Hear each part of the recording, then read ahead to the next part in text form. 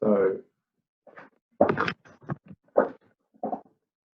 today I am talking through my blockchain idea, which is an initiative for charities Australian charities working overseas in disaster and emergency zones, and how they can utilise blockchain to build trust back in these organisations.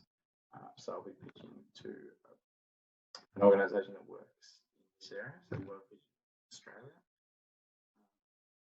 In terms of their understanding of blockchain technology, they recently, last year, did a project where they used the Ethereum platform to organise a cash transfer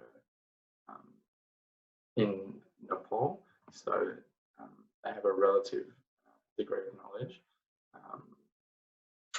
And yeah, so basically I'll start.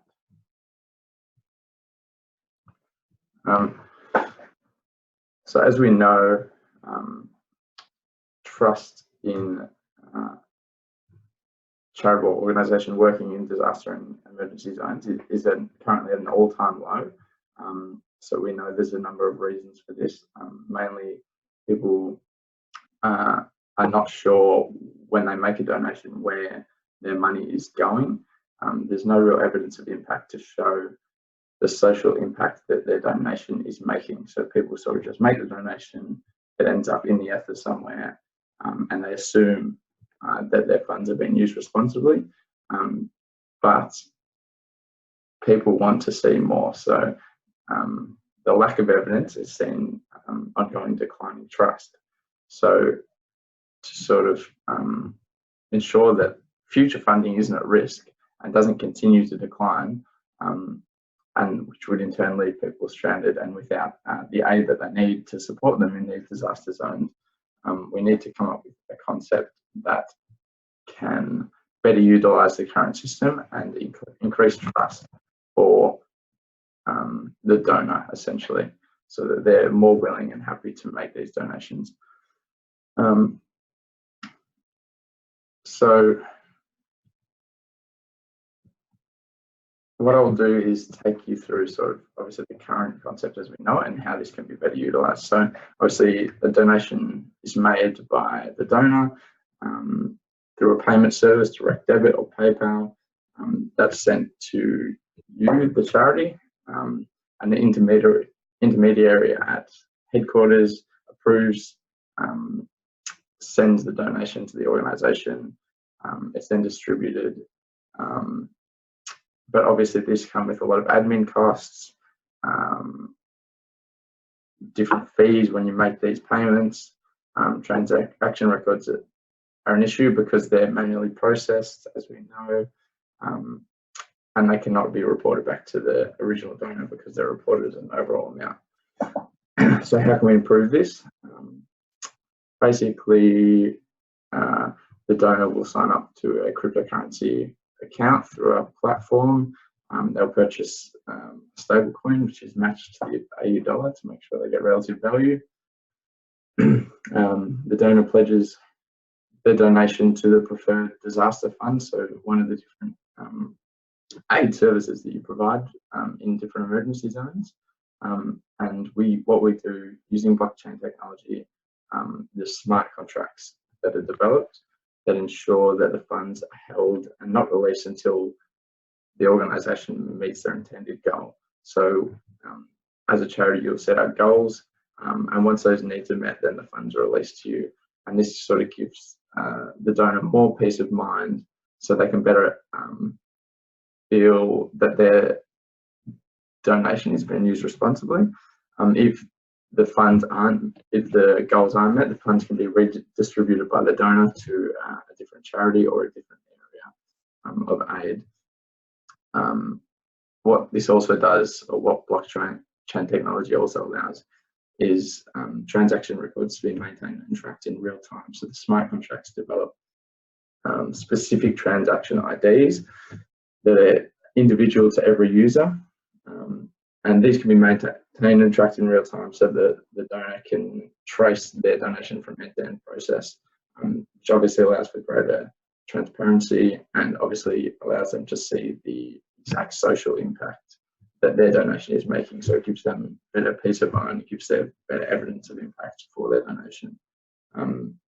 What happens on the other side is the money goes directly to the organisation working overseas, which will be you, and you can use different crypto cards that would then be distributed to the victims in the areas of need, and there'll be also be linked organisations and local vendors that have signed up to accept these cards, and once they're registered, the victim who's received this aid can use that to redeem any items that help them in these disaster zones.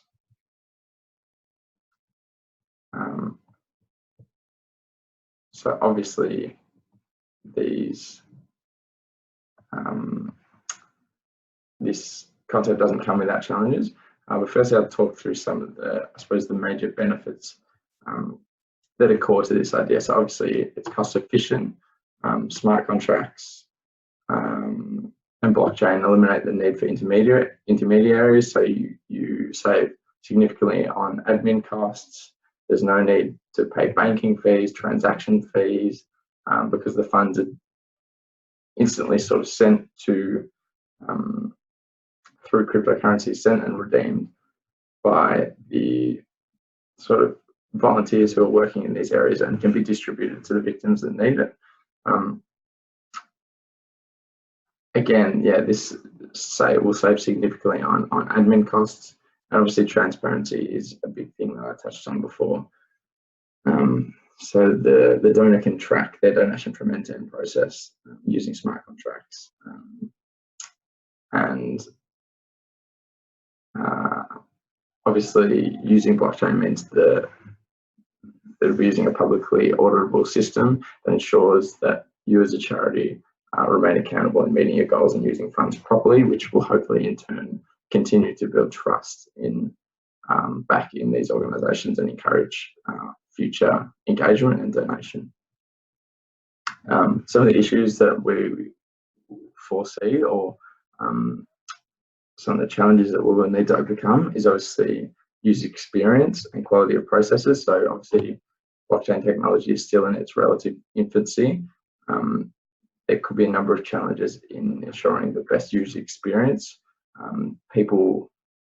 Adoption rates aren't huge. Not everyone knows how to use cryptocurrency and how to purchase it, how to make donations using cryptocurrency. So ensuring that people are educated on the capabilities and how to use the platform.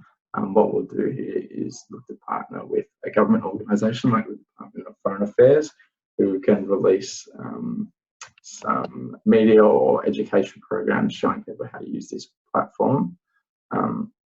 Obviously, again, another challenge is different regulatory bodies across different countries. So different judicial laws, there could be a challenge that we run into. So what we need here is basically an exclusive governing law would need to be developed to ensure legal certainty, so that we can determine the rights and obligations of the different parties involved, and ensure that specific courts are able to handle any disputes if there is any legal issues that arise as a result of this process.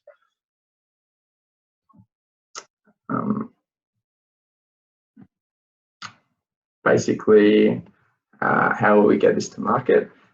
So obviously this platform is only efficient, it only works if we can get users and donors using it. So if it's not a functional and comprehensible system, then it won't succeed. So what we'll do is we'll conduct extensive market research. We'll get a number of online regular charity donors from different backgrounds. We'll get people from that subset that have a mix of experience using blockchain technology, some who do, some who don't, and then we'll road test the user experience for all from a donations perspective. We'll gather their feedback through online surveys and depth interviews on the functionality and feasibility of this application moving forward. So we'll get them to complete the donation process, creating an account, purchasing crypto currency, donating, pledging it to the desired cause, and then receiving a transaction ID to be able to track that process along the journey. So what we'll do from there is we'll get their feedback on the user experience, make sure it's feasible, make sure it's something that they think they will use moving forward, and we can use those findings and those learnings to sort of adapt the platform to make sure it's the most user-friendly experience to ensure greater adoption and greater engagement with the platform.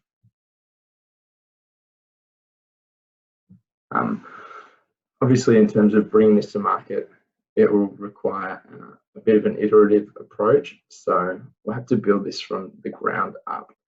There's no point going gung-ho with it.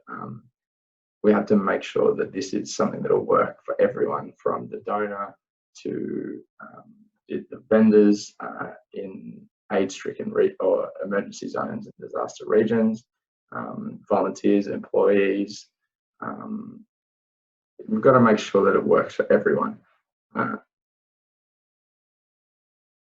So reports, so road testing this, I suppose, and then using reports and ongoing adaptations and feedback from these key stakeholders can ensure that this product can be developed into a final product.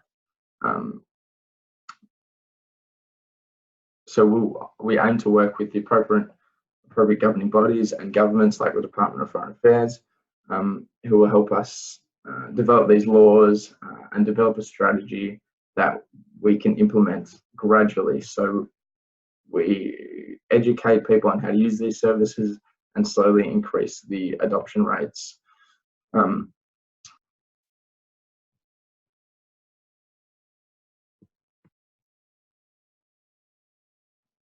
Once we have done this, ultimately the goal is to slowly increase awareness and adoption of cryptocurrency services, and particularly that in the charity sector, and how people can use these donations or make donations using cryptocurrency to areas, disaster areas that are in need of aid, and how that can improve their experience as well. So ultimately, improving the user experience, improving the evidence, the social evidence of the social impact that their donation makes will hopefully, or we believe, will definitely improve trust and in turn increase engagement with these platforms and encourage further donations moving forward.